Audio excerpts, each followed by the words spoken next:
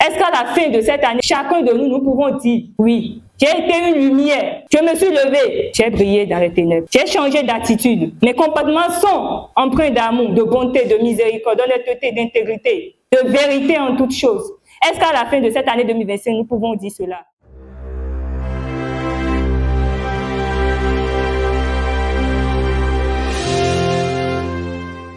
Ce matin, nous allons rester dans Ésaïe 60, le verset 1. C'est le verset où le passage qui sera l'objet de la prédication de ce matin à l'occasion de la journée nationale des jeunes apostoliques. Ésaïe 60, verset 1. Lève-toi, sois éclairé, car ta lumière arrive, et la gloire de l'Éternel se lève sur toi. Amen. La prédication de ce matin est intitulée « Lève-toi et brille, car ta lumière est venue ». Ésaïe 60, verset 1. Se lever et briller. Mais en quoi l'Éternel nous interpelle donc? Dieu est lumière et il veut que nous soyons dans la lumière, nous qui sommes ses enfants. Et Jean pouvait dire dans les premiers versets de Jean 1, au commencement était la parole et la parole était Dieu. La parole était avec Dieu. Et il va continuer dans le verset 4 pour dire, en elle était la lumière, pour dire la parole était la vie. Et la vie était la lumière du monde. Nous sommes appelés en tant qu'enfants de Dieu, en tant que des enfants nés de nouveau, en tant que des enfants affranchis du péché, à briller dans ce monde, rempli de tout maux. Ce matin, le développement de notre thème va s'articuler autour de 3 grandes interrogations, questions, qui feront l'objet des 3 grandes parties de ce développement. La première partie, pourquoi se lever et briller? La seconde partie ou le second point, les implications de cet appel divin. Et enfin, la partie 3 ou le point 3, les obstacles possibles à la vie de lumière à laquelle Dieu nous invite. Nous allons rapidement aborder la première partie. Pourquoi se lever et briller? Pourquoi se lever et briller? Avant d'aborder le vif du sujet, nous allons ensemble comprendre ce qu'est se lever et ce qu'est briller. C'est quoi se lever? Qu'est-ce que cela signifie? Se lever pour nous, c'est quitter la position assise. C'est quitter la position allongée pour se tenir debout. Se lever au sens spirituel, au sens plus large, c'est quitter le sommeil spirituel, c'est quitter l'ombre, c'est quitter la paresse, la nonchalance en tant que des jeunes pour pouvoir se lever, avancer et poser des actes dignes d'un enfant de Dieu. Et le Seigneur nous interpelle à se lever. Et nous venons de comprendre en quelque sorte ce qu'est se lever. Mais ne devons pas se lever, se tenir debout et rester ainsi à notre place. Nous devons avancer et agir. Pourquoi donc briller? Nous allons comprendre d'abord ce qu'est briller. Briller, c'est éclairer. Briller, c'est émettre de la lumière. Briller pour nous, les jeunes chrétiens, c'est d'inspirer les autres, nos camarades, nos amis, nos collègues, notre entourage, nos familles. C'est inspirer le monde par nos actes, par nos paroles, par nos comportements, par nos attitudes. Briller pour nous, c'est guider, être le guide de ce monde qui végénait dans les ténèbres. Nous allons aborder la partie 1, pourquoi se lever et briller. Pourquoi se lever d'abord? Nous devons nous lever parce que c'est un appel divin. C'est un ordre que le Seigneur nous donne. Et dans Matthieu 28, verset 19, Jésus, avant d'aller à la droite du Père, avant de partir et laisser ses disciples, dira, allez faire de toutes les nations mes disciples. C'est un ordre, allez. C'est un ordre que nous avons reçu, d'aller et d'être la lumière qui brille dans ce monde. Nous sommes la lumière du monde. Et Jésus pouvait le dire dans le sermon sur la montagne, dans Matthieu 5. Vous êtes le sel de la terre. Et si le sel perd sa saveur, avec quoi la lui rendront-on? Il ne sert qu'à être jeté, foulé aux pieds.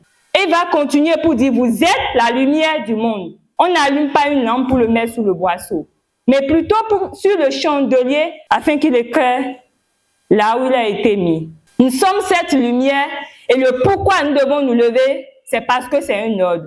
Le pourquoi nous devons nous lever, c'est parce que le monde est rempli de ténèbres aujourd'hui.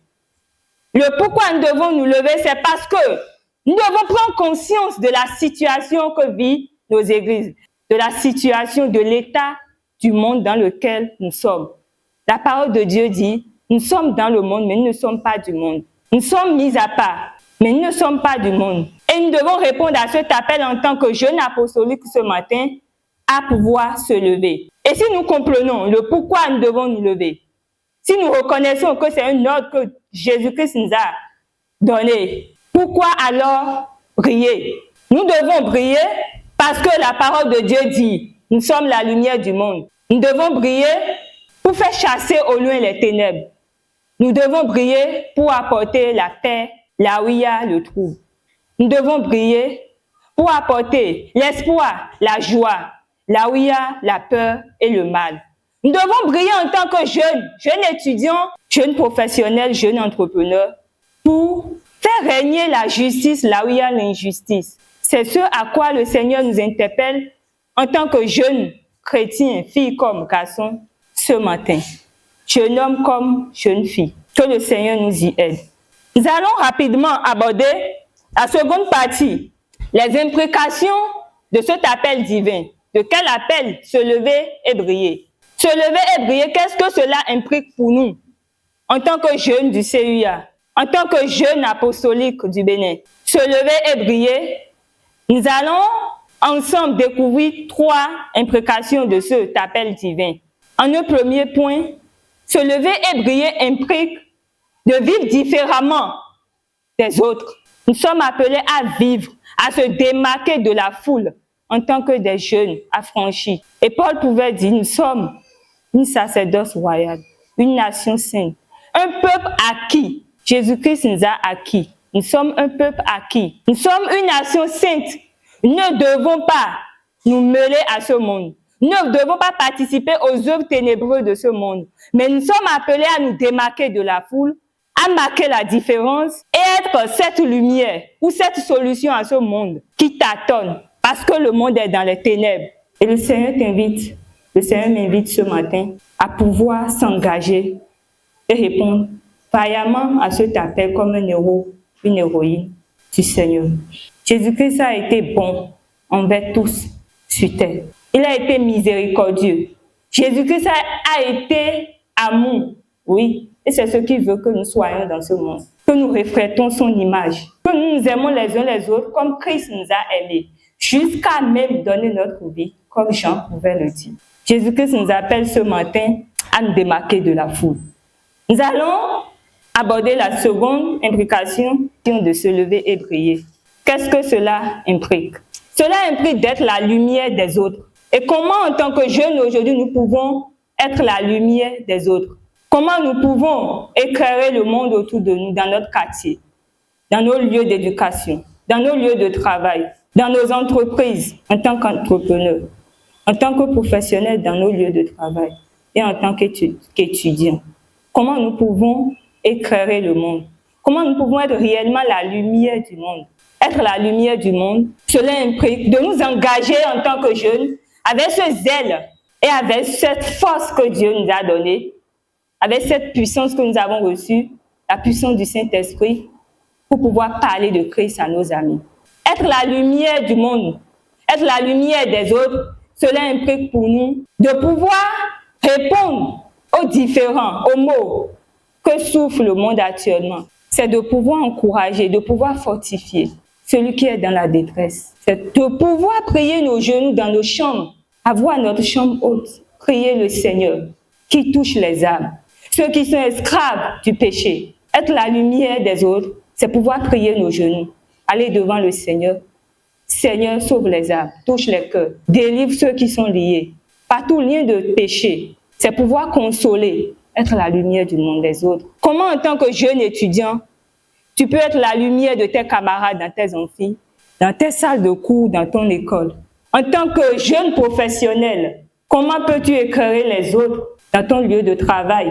En tant que jeune entrepreneur, comment peux-tu servir les autres, tes clients? Comment peux-tu conduire ton entreprise de manière non pas à gagner seulement un gain, mais pouvoir aussi gagner des âmes en cherchant le pain de vie. Être la lumière des autres. Pour nous, jeunes chrétiens, c'est pouvoir répondre à l'appel de Dieu de briller dans les ténèbres. Que le Seigneur nous y aide. La troisième implication de se lever et briller, qu'est-ce que cela implique? C'est d'accepter le service sacrificiel. C'est pouvoir renoncer à nos désirs, à nos plaisirs, à nos ambitions et servir les autres. C'est pouvoir mettre au premier abord Christ au centre de tout. Jésus a dit chercher premièrement le royaume des cieux et le reste des choses vous seront données par-dessus. Renoncer à nos intérêts autant pour moi et être au service du Seigneur dans sa maison. S'engager. La jeunesse, c'est la vigueur. La jeunesse, c'est la force. Et avec cette force et cette puissance que nous avons, cette vigueur que nous avons, Dieu nous appelle à mouiller le maillot pour lui, à s'engager, à prendre cette décision de le suivre jusqu'à la mort, à prendre cette décision de faire passer son intérêt, l'intérêt du royaume des cieux au-dessus de tout, à pouvoir sacrifier de notre temps pour pouvoir répondre à l'appel de Dieu dans sa maison. En tant que jeune fille, jeune homme, qu'est-ce que le Seigneur veut que tu agisses dans ton service, dans ta maison? Nous allons continuer à aborder la partie 3 de notre développement de la prédication de ce matin. Les obstacles possibles à la vie de lumière à laquelle Dieu nous invite. Dieu nous invite à se lever et briller.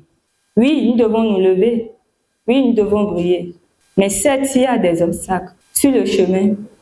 Dans cet engagement, il y a certaines choses qui peuvent nous amener à freiner.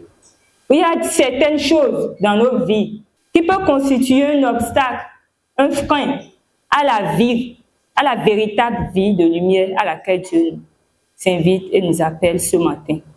Et nous allons ensemble découvrir 2 obstacles à la vie de lumière à laquelle Dieu nous invite. Premièrement, c'est de renoncer à nos ambitions personnelles. Les ambitions personnelles, nos désirs. Nous courons de part et d'autre. Nous cherchons du travail. Nous voulons la stabilité financière. Nous voulons telle et telle chose. Et nous n'avons pas la tête tranquille. Mais est-ce que c'est la priorité? Est-ce que parfois ces choses ne constituent pas un tant soit peu un obstacle, un frein autant pour moi à la vie de lumière à laquelle Dieu nous invite? C'est à nous d'identifier dans nos vies ce qui peut constituer un obstacle pour nous en tant que jeunes pour pouvoir prier réellement comme le Seigneur le veut. Est-ce les réseaux sociaux? Est-ce la course derrière un travail, un boulot stable qui t'amène jusqu'au point où méditer sera difficile pour toi? Jusqu'au point où étudier la parole de Dieu pour recevoir de ces orientations sera difficile pour toi. C'est à chacun de nous, le Seigneur nous interpelle à pouvoir nous sonder et à identifier cet obstacle à la vie de lumière à laquelle il nous interpelle ce matin. Est-ce que ce sont les problèmes de la famille qui nous envahissent tant que nous ne pouvons pas vivre cette vie de lumière à laquelle le Seigneur nous interpelle? Nous devons savoir nous planifier. Nous devons savoir ce qui doit être le numéro 1 dans notre vie. Et l'apôtre Paul pouvait dire dans Ephésiens 5, « Éveille-toi, toi qui dors, relève-toi d'entre les morts, et Christ t'éclairera. » Dans les versets 16 à 17 et 15, il va dire, « Nous étions autrefois ténèbres, mais nous sommes devenus lumière. » Et la vie de lumière à laquelle Dieu nous appelle, l'apôtre Paul va dire dans Ephésiens 5, c'est une vie de bonté. Le fruit de cette lumière, c'est la bonté, c'est la miséricorde, c'est l'amour. L'amour qui est au-dessus de tout. Comment pouvons-nous renoncer à nos intérêts, à nos ambitions, pour pouvoir aimer les autres, pour pouvoir éclairer ce monde, en parlant de Christ à nos amis, en les annonçant la bonne nouvelle? La vie de lumière à laquelle Dieu nous appelle, c'est une vie de bonté. C'est une vie empreinte d'amour envers nos prochains. Une vie empreinte de vérité. Nous devons faire preuve de vérité dans tout ce que nous faisons. Nous devons faire preuve d'amour. Le travail que nous faisons, l'étude que nous faisons, ce que nous entreprenons, nous devons le faire avec amour. Et nous devons accueillir les autres aussi avec amour. L'apôtre va encore dire, 3 choses demeurent, la foi, l'amour, l'espérance. Mais ce qui est au-dessus de tout, c'est l'amour. Et sans cet amour, Dieu ne pouvait pas nous aimer jusqu'à envoyer son Fils Jésus-Christ mourir à la croix pour nous. Nous sommes appelés comme une sacerdoce royale, une nation sainte, un peuple acquis à pouvoir refléter l'image de Christ dans ce monde autour de nous. Paul va dire à Timothée que personne ne méprise ta jeunesse, mais sois un modèle. Briller, se lever et briller, c'est aussi exceller. Exceller dans ce que nos mains font. Qu'est-ce que nous accomplissons avec nos mains? Notre talent, quel service nous rendons? Nos compétences, comment nous les mettons au service des autres? Est-ce avec excellence ou avec négligence? Où on bâcle le travail qu'on nous confie, même dans l'église de Dieu, dans la maison de Dieu, non pas seulement dans nos lieux de travail. Le Seigneur nous interpelle ce matin à être véritablement une lumière.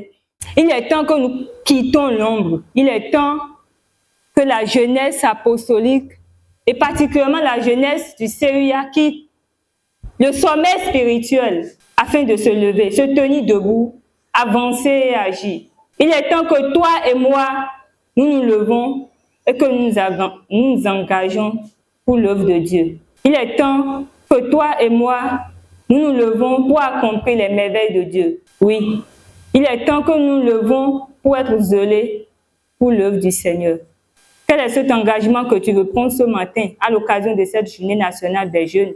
En ce 4 mai 2025, le Seigneur veut que les 7 mois restants, nous puissions réellement être cette lumière qui luit dans les ténèbres.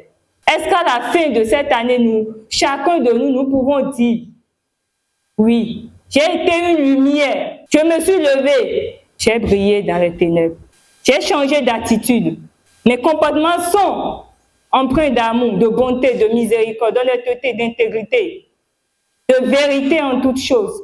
Est-ce qu'à la fin de cette année 2025, nous pouvons dire cela? Ne regrettons pas à la trentaine, à la quarantaine, à la cinquantaine de dire nous avons mal vécu notre jeunesse. Non. Que cela ne soit pas notre cas. Beaucoup aujourd'hui de la quarantaine pouvaient dire, si je savais, je pouvais mieux vivre ma jeunesse pour le Seigneur. Celui qui est en train de regretter aujourd'hui dans la quarantaine, qu'il fallait pour lui mieux vivre sa jeunesse pour Christ, même si la chance lui est donnée, il ne peut pas le faire comme si c'était à 18 ans, à 20 ans, à 22 ans, à 25 ans.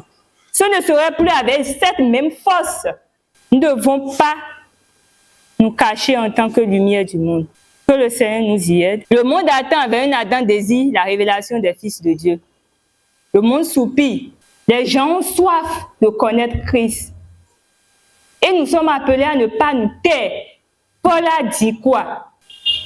Dans Actes 18, versets 9 à 10, Dieu dit à Paul en vision pendant la nuit, ne crains point, mais parle, ne te tais point.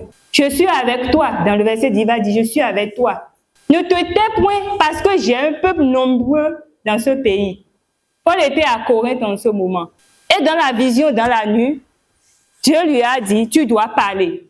J'ai un peuple nombreux à Corinthe qui doit venir à moi, qui doit entendre l'évangile et être sauvé. Le Seigneur nous appelle en tant que des jeunes aujourd'hui à ne pas nous taire, mais à parler de Christ à nos amis. Lorsque nous recevons Christ, il y a cette puissance, il y a cette soif de connaître Christ, de mieux s'approcher de lui.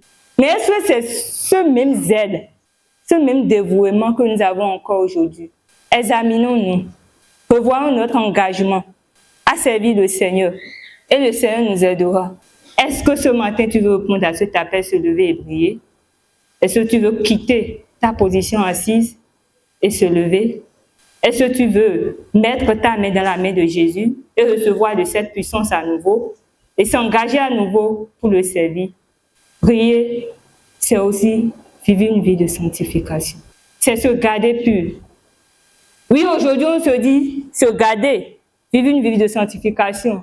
Et pour certains de nous, c'est peut-être se garder pur jusqu'au mariage, sexuellement. Ça va au-delà de cela.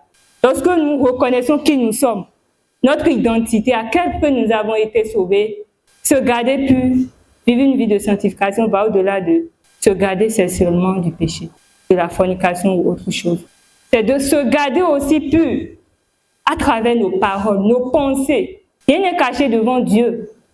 Est-ce que nos pensées sont saines? Ainsi, le Seigneur nous invite ce matin à pouvoir non seulement être mature sur le plan spirituel, mais sur les autres points, comme le thème de notre année le dit. Oui, se lever et briller, c'est l'appel auquel le Seigneur nous lance ce matin. En conclusion, nous devons briller pour notre propre bien. Mais au-delà de ça, nous devons briller pour illuminer les autres. Et briller pour nous, c'est inspirer les autres. Briller pour nous, c'est être le guide, guider les autres.